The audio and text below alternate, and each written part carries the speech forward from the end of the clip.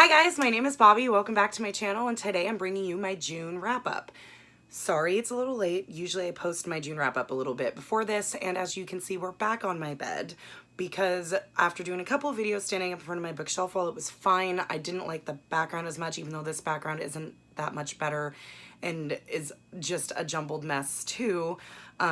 The way I had the camera situated, because I don't have a tripod, I'm actually still filming. I film on my phone now instead of my small camera, because on my phone I can actually see myself, so I know where the angles are and all that stuff, so it's a little bit easier. But I couldn't get it, like, even though I tried last time to make it so it didn't look like tilted, it still looked tilted and it drove me nuts in editing, and I'm not sure what exactly I'm doing wrong, so I'll just come back to here. I managed to get it figured out to where it works. Apologize for the jets. It is Thursday, which I live close to a naval air base, so there's jets flying overhead all the time, and I know you can hear it because I can hear it, and it's loud. So I'll try to stop while they're going, but it's gonna be constant, and I need to get this filmed. So tomorrow's my birthday when I'm filming this. Today's Thursday, July 9th. Tomorrow's my birthday, July 10th. So I have to get this filmed and up because I think I'm going out for my birthday tomorrow. I don't know. My best friend just texted me and said we might not be able to, so we'll see. If we don't, we don't. It's fine. It's not that big a deal. It's not like we can do a whole bunch anyways, but we'll see. But I know, I have a feeling my birthday present for my husband is coming today, and I'm pretty sure it's another bookshelf like the one I was filming in front of, the one over here. And I really hope it is, even though it's going in the living room, so it won't be here, because I have stacks of books that I need to get on a shelf. So if it's the same as this one, it'll give me plenty of room, and I can put all that stuff on shelves and they're not just stacks, because I have a stack over there and I can actually get things set up, which makes me really, really, really excited. So that'll give me something to do. But anyways, let's get into the June wrap up. July has already been a mess. I've been reading a lot, but I've fallen down a rabbit hole, which I'm making a vlog of, which hopefully will be finished by the end of this week. I should, hopefully, and then I can get that vlog up for you guys next week so you can see what I've been doing. Oh, I also chopped off 10 inches of my hair yesterday with my daughter. She went from being pink on the bottom to fire and ice, so it's red to blonde, and it's just like she had her pink tips before, only now they're red. Hopefully I can get a picture up. If I do, it should already be on the screen. Anyways, so you can see my hair used to be down to my ass, like literally, like it'd be in my butt crack if I was naked and my hair was down. Like, that's probably too much information, but it was that long. It was super fucking long. Now it's up to my bra line, and you've seen me with my hair down before where it goes down here. Now it's in a ponytail. I mean, it only goes to here now.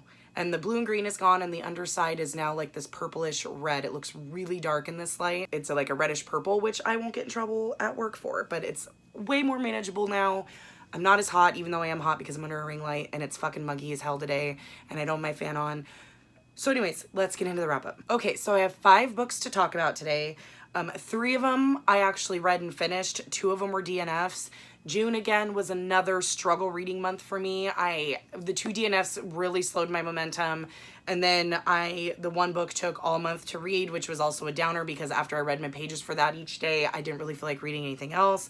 Nothing really jumped out at me, and I didn't have any really super great reads this month. I mean, kind of, sort of. So let's get into my DNFs. Can you not? Can you, like, go away for a bit?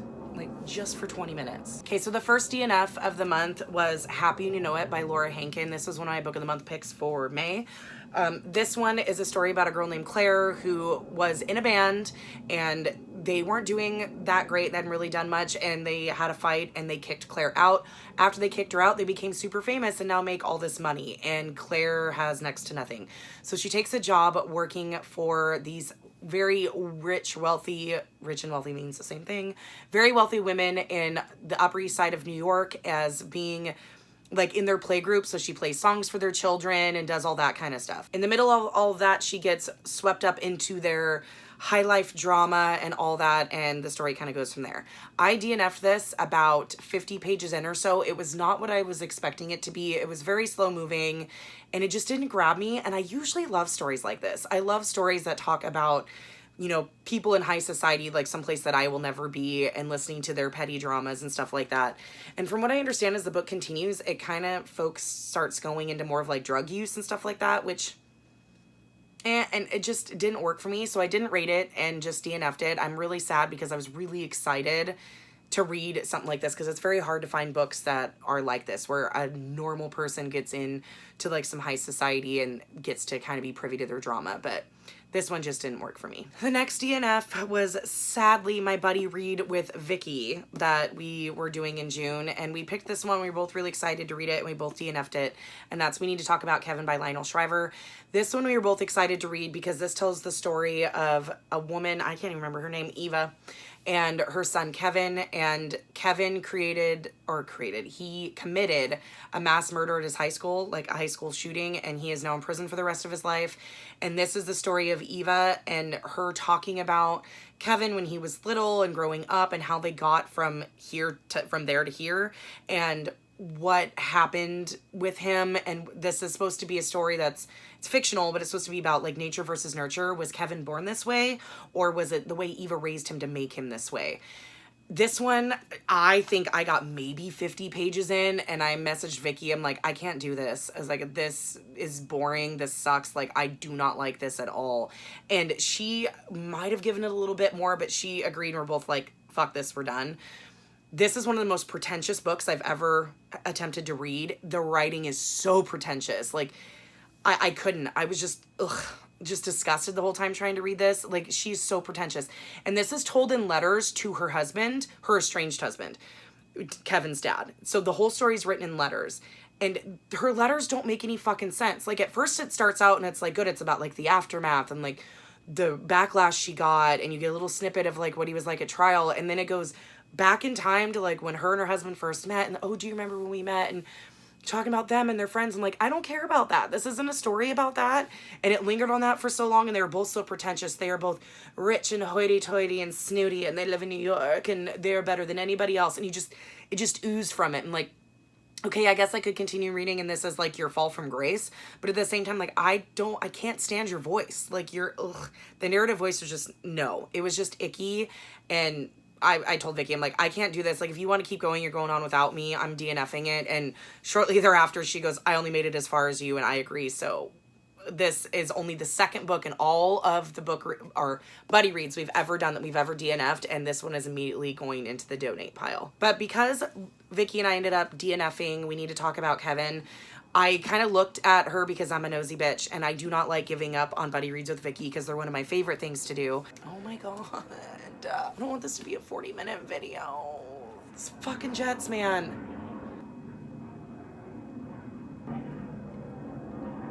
Okay, so Vicky and I went and trolled her June TBR to see what she was reading, and I noticed she was reading a book that I have on my TBR that's a book of the month book that I have yet to read, and I had meant to read it months ago. It's from December 2019. It was one of my picks then, and I attempted to read it shortly thereafter when I got it, but I never read it. Like, only read like a couple pages or maybe a couple of chapters, and that was it. And so I messaged her and I was like, hey Vicky, so since we DNF'd We Need to Talk About Kevin, would you mind buddy reading this with you? And she goes, oh no, absolutely, that's great. Then, the month isn't wasted.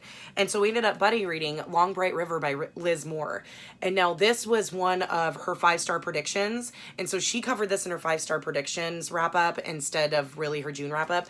But we read it together in June, and she gave it 4. I can't remember if I gave it 3 or 4.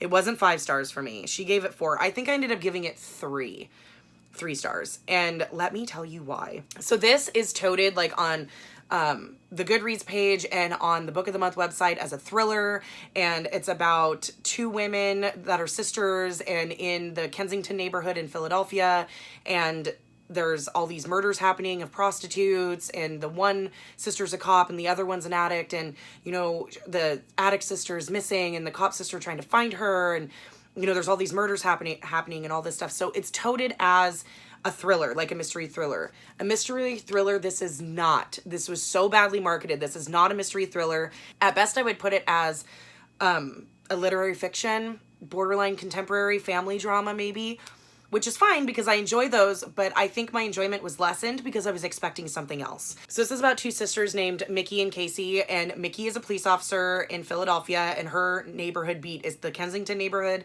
and Casey is a couple years younger than her, or a year and a half younger than her, something like that. They're close in age, and she's an addict who lives on the streets of Kensington. Both of these girls have lived a very, very hard life that has been rough and full of addiction and all that kind of stuff. And Mickey is trying to do good in the world by being a police officer. And while she's on the beat one day, her and her partner discover or are alerted to a dead body that is a prostitute, and she's been strangled. And immediately Mickey starts freaking out about Casey, and she hasn't seen her sister in a couple of months and worried that she might be next. So in this story, you go back and forth from the past and the present. This chapters are very short, which I enjoy. I love short chapters because it feels like I'm reading more faster. So it tends to make, like, trick my brain to where I end up reading more than I normally would because I feel like I'm reading so fast because the chapters are so short. But the way it's written, you start in the present day and then you get flashbacks into, like, then, like, now and then. And the breakups, the way it's broken up in the book, like, it goes black, so that one says, like, now when it goes into now. And you learn about Mickey and Casey and how they grew up and how horrible their upbringing was. Now, Mickey and Casey were born to two addict parents, and they were both very young when they had the girls. And Mickey's mom ended up dying of an overdose, and her dad disappeared, and they just assumed he was dead. They were raised by their grandmother, she cared for them, but in her own way, she was very hard on them. She didn't really do much to help them or for them. She considered them a burden. Her grandmother always treated them differently because she saw the girls as a product of their parents. And her daughter is the girls' mother, and she blamed their father for getting their mother into drugs. So, and the drug of choice in this area is heroin. And so she blamed the dad for that, even though he was long gone, presumed dead, whatever. So she treated the girls a little different because they are half their father. And, he's the reason her daughter is dead. So through their childhood, and you see it in the flashback chapters, that they didn't really have the best childhood growing up. Mickey is very quiet, the police officer, Mickey. She's very quiet, reserved. She always kind of kept to herself. She was good in school, that kind of thing. Whereas Casey was very much the free spirit and very lively and always had friends, but always stood up for her sister. It actually very much reminded me of me and my sister's relationship in that respect. My sister's not a heroin addict and didn't get super bad into drugs, though she dabbled. But the personality difference. I'm older, my sister's younger. Mickey's older, Casey's the younger one. I was always very quiet, shy, kept to myself, always very good in always very good in school and that kind of thing. My sister never really gave a shit about school, always had all the friends, always was really popular, just like Casey in the book. And if people, like, made fun of me in any kind of way, my sister usually would stand up for me. So I kind of saw the parallels there, but that's kind of where it stopped. My sister was not a drug addict prostitute on the street like Casey is. Mickey in the present day has a son named Thomas that she's raising. You learn a little bit about his father, but he's not in the picture anymore, and that ties back into the past chapters. I won't ruin it or spoil anything, but you've kind of got this dynamic. As far as the mystery goes, like in the very beginning, her and her partner, Mickey and her partner, stumble upon or get alerted to this woman who is dead, who's a prostitute, who's a drug addict, known prostitute and drug addict, and she's dead. So that starts the mystery, but then you don't hear anything about it for 400 pages. It's like, that is not, you hear about it bits and pieces, and a couple other women die, but it's not the focus. The focus is finding Casey, and the focus is on Mickey and Casey's relationship and how it's gone up and down over the years and the stuff they've been through. But this is very much 100% about Mickey and Casey and their relationship. And the twist, there's a couple twists and turns. One I saw coming, the other not so much. I gave this 3 stars because of my enjoyment level. While it was good, and I did enjoy learning about Mickey and Casey and their dynamics and how much addiction can affect a family, because I'm sure all of us have seen how addiction has affected families, whether in our own or somebody close to us. This was not what I was expecting. I expected this to be more of a mystery and more of a thriller and trying to figure out what's going on more than a family story. I think if this was promoted to me or, promoted as a literary fiction family drama that deals with addiction, I think I would have enjoyed it more because my expectations would have been different. And I also hated the fucking ending. The ending is very, very, very abrupt. Like, it's resolved, like the mystery part is resolved within the last 50 pages and it literally takes a page and a half. It's like, boom, done. Like, it is so quick that it just pissed me off. And it's not, there's no red herrings or anything like that. It's not like you could ever figure out who did it because it's not really talked about. And then all of a sudden we're at the end and it's like, oh shit, I forgot. I started this mystery at the beginning. I need to wrap this up. And so she wraps it up very quickly, and then you get a couple more pages, like 20 or 30 pages of resolution, and then it just ends very, very, very abruptly. It's like, boom, done. And I didn't like the way it ended, and usually I don't mind ambiguous endings or abrupt endings if they're done correctly. This one was too much. I did not like the ending. Vicky gave this one 4 stars, I believe. I only gave this one 3, not because the story was bad. The story was very, very good, and it was very true to how Kensington actually is. Like, I really love the show Intervention. I find it really fascinating to watch people or watch stories of people with addiction and how they get through it and what drives them to do what they do and all that kind of stuff. And it's kind of inspiring to watch these people get help and, you know, get better. And they did a whole series on the Kensington neighborhood and how bad it is, and like showed video of what it is, and it's just as rough as it's described in here, where the drug problem's out of control and that kind of stuff. And so that was depicted very well. I like the sister relationship and how that was depicted, but the mystery just was not there, and it was not what I expected. So 3 stars is not bad. I liked it, but I didn't love it and I didn't hate it. And if this sounds interesting, like a very family drama centered story about 2 sisters and having to overcome addiction and what addiction does to families, then I highly suggest you pick it up. It is actually very, very good for that. Just don't expect a big mystery, because the mystery is pretty much on the back burner and doesn't really hold much weight. Next, I'm going to try to briefly talk about, and I probably won't hold this up very long, but I read The Way of Kings by Brandon Sanderson in the month of June. This I read as a buddy read with Brittany over at Books with Brittany. She did a huge channel buddy read. She created a Discord where everybody could join, and we all talked about it as we read it. This is a 1,001 page behemoth. This is also a gift from Cody from Cody's Book Corner. Thank you so much, Cody. And it's a beautiful hardcover edition, and the underneath the dust jacket is gorgeous. The end pages are gorgeous. But yeah, I finished it. I read this in fucking June. I'm setting it down because it weighs a metric ton. So The Way of Kings. Do I really need to try to describe it? It's going to take forever. So The Way of Kings is book 1 in the Stormlight Archive. It's book 1 in the Stormlight Archive. It is going to be a 10-book series from what I understand. The first 5 books are like one big plot line, and then the next 5 are another, so it's kind of broken up. Book 4 is about to be released here in November. What is it called? Rhythms of War. So people have started like these buddy reads to read or reread the original or the 3 that are out, The Way of Kings, Words of Radiance, and Oathbringer, to get up to Rhythm of War coming out. All of these are huge fucking books. They're all well over 1,000 pages, and they're very, very dense, high epic fantasy. Now for me, I have read Brandon Sanderson before. I read the first book in the Mistborn trilogy. I enjoyed it, but not a whole bunch. Like, it was about 3 stars. It was okay. And then I tried, Well of Ascension, and I DNF'd that book because it was fucking boring. So I like Sanderson's writing. His writing is easily digestible. It's very easy to read. He doesn't use a lot of weird or obscure language. It's very easy to read. He's just very, very dense. He's very much like Stephen King when it comes to describing everything. Like, he will describe a tree for 12 pages, just like Stephen King will.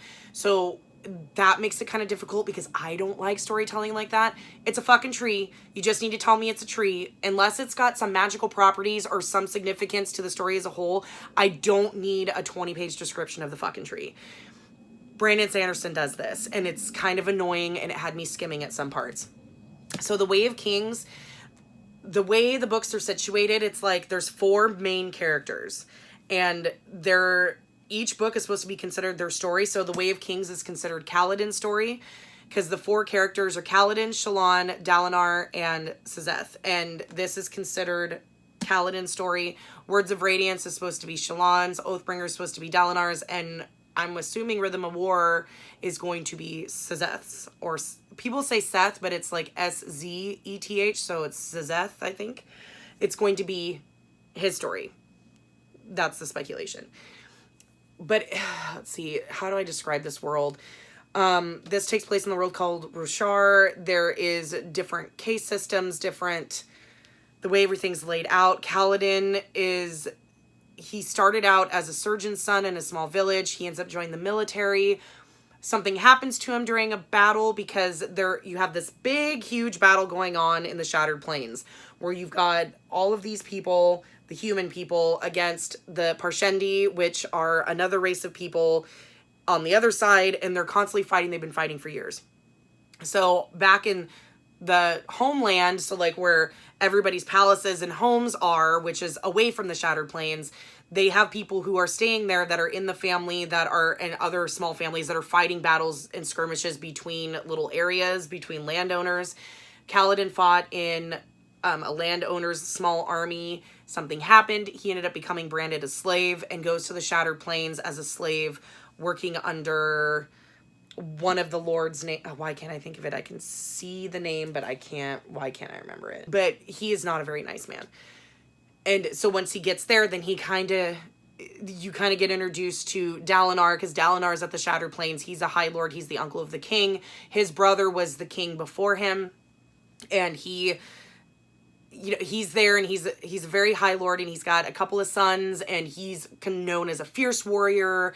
And so he's got his own shit going on. So the chapters jump. So you're like in Kaladin's mind, and then, on his point of view, and then you were Dalinar, and then you were Shallan. Shallan is in a different part of the world, and she's with, what's her name? Yasna. She's with a woman named Yasna, who is the sister to the king, and she is in a faraway world with her, and she's like a thief, and she's trying to steal something from her, but ends up being, her ward and learning under her and that's how you get a lot of the world building, like the mythology, the world building is through Shallan and Yasna's point of view, because they're doing all this research on the world and like different parts and of the Knights Radiant and like all this stuff. I am not explaining this well at all, because this book is so fucking dense and so intense, it's so hard to explain. But it's about these 4 people, and I'm assuming it's about these 4 people coming together. And I'm sure they'll come together at some point. I really enjoyed Kaladin. Kaladin is one of those characters who is very selfless. He's all about his people. So like when he was the leader of a squad in the army, he was all about protecting his men. Now that he works for Bridge 4 as a slave, where they literally carry the bridge on their shoulders and run the bridge and set it down for that guy's army. I can't think of the name. It's driving me nuts. Starts with an S. And they put it down and they walk over it, but they're literally moving targets for the Parshendi and their arrows. And a lot of people, they're just pretty much not meant to survive. They're pretty much just meant to be fodder. And he rallies around them and trains them secretly in case so they could fight back. Like, he does all these things for his people, and his group. And as the story goes, he starts to realize he has some powers that he didn't know he had. And that's kind of interesting to watch that develop. And then Dalinar has been having visions, and people are starting to think that he's insane and trying to figure out how these visions probably actually mean something.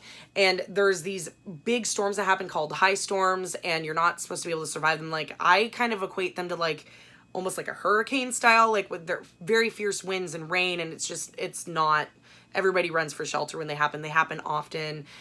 And then, everybody's kind of like coming together in their own way. I ended up giving it 4 stars. I enjoyed it, but it was very hard for me to get through. I don't think I would have gotten through it with a buddy read. I'm supposed to be reading Words of Radiance right now, and the book is over there. I have not picked it up, and it's July 9th. So I'm like way fucking behind. And the reason I haven't picked it up is because of the vlog that I'm currently filming with the books that I'm currently reading because of Becca. I don't think I'm going to be continuing anytime soon, which sucks, because that means when I do, I'm gonna have to do it on my own, and that's gonna be very, very hard to do because it's so dense, and they're Bible pages, and it's good. The story is good. The world building is good. You can see where things are coming together, and it's very high fantasy, and it's very intricate and interesting. It's just so dense, and it's hard to get through, and it's hard to wrap your head around. And I was only reading like 30 to 40 pages a day because it's hard to, for me anyways, with it being that dense, to process what's happening and making sure I'm getting everything. And I'm sure I missed a ton of shit, but it was still good. And I'm glad, like, I finally got, like, Stormlight is one that I really wanted to read because I've heard so many good things about Stormlight, and that it was better than Mistborn in a lot of people's eyes. And I was like, okay, I really want to read it. And I did, and I enjoyed it, and I gave it 4 stars. It was just hard some days to pick it up because it was like going back into that very dense world, but it's a very fun and interesting world. It's just, there's a lot, and there's a lot to wrap your head around, and I'm sure a lot of the stuff that we were introduced to that I thought was like, okay, whatever. Probably has great significance because Brandon Sanderson is that's what he does. And I know that's why a lot of people reread these multiple times. But so far, like, I like it. I don't know when I'm picking up Words of Radiance. I feel kind of like a dick for not picking it up when I was supposed to. But y'all can blame Becca for that.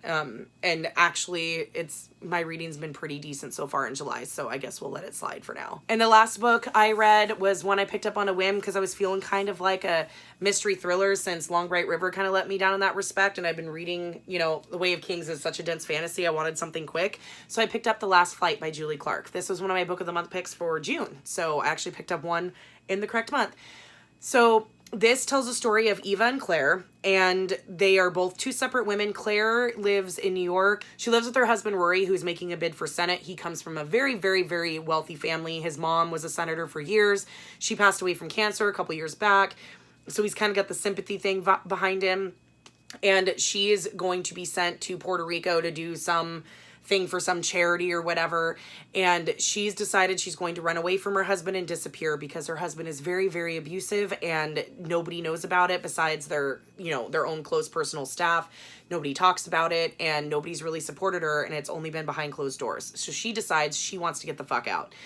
While she's at the airport and getting ready to leave and trying to make sure everything is figured out, something happens to where she has a feeling that she was supposed to be going to Detroit and instead it got switched to Puerto Rico, and a whole bunch of stuff as part of her escape was sent to Detroit in the hotel. So she knows her husband Rory's going to find out. So she's panicking at the airport trying to figure out what she's going to do because her husband's very good at tracking her and following her and knowing exactly what she's doing. And at at an airport bar, she meets Eva, and Eva is also trying to run from her past. And so they switch tickets. So Claire is going to take the flight to Oakland and Eva's going to take the flight to Puerto Rico, and they both go their separate ways to disappear and lead brand new lives. The only problem with this is the flight to Puerto Rico crashes and there are no survivors on board, and this is where the kind of story goes from there. This was a really good quick read. While some of it was pretty predictable, there are some stuff in it to where you kind of have to suspend your disbelief because everything kind of fell exactly into place. Rory, Claire's husband, was suspected of murdering the girl he was with before Claire named Maggie, but they could never pin it on him. So there's a little bit of that comes in. And Eva, like when Claire gets to Oakland where Eva lives, she quickly finds out that Eva manufactured and sold drugs. And how I think it was meth. Pretty sure it was meth. And a lot of people's gripes about this book, oh, this is a book about drugs. Kind of, but in a different way. Like, Eva had fallen on some hard times or whatever, and she was a chemist, so she could manufacture kind of like Breaking Bad-ish, like a really good brand of meth that could be taken in pill form instead of powder form. And so she kind of fell into with these drug dealers, and so she was trying to get away from that and get away from that life. And Claire kind of stumbles into it when she goes to where Eva was going, which was home, and kind of falls into that.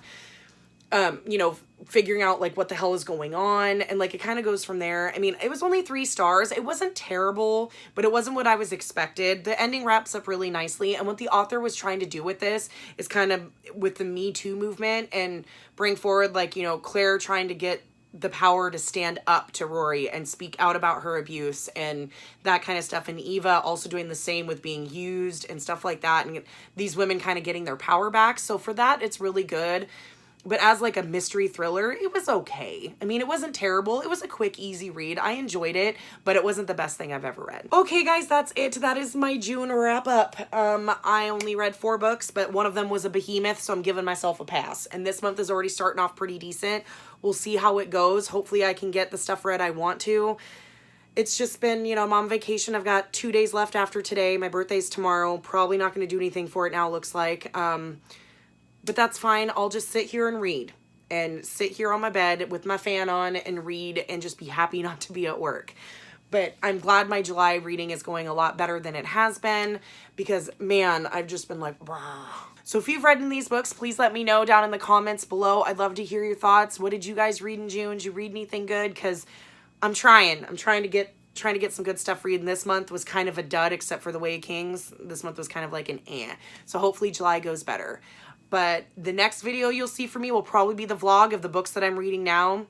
Right now, the vlog is tentatively titled How Becca Ruined My July TBR, so hopefully you'll see that soon. Probably sometime next week, because I should be close. I'm close enough to getting done reading what I need to read to do it. So hopefully you'll see that one next week, and I'll see you guys then.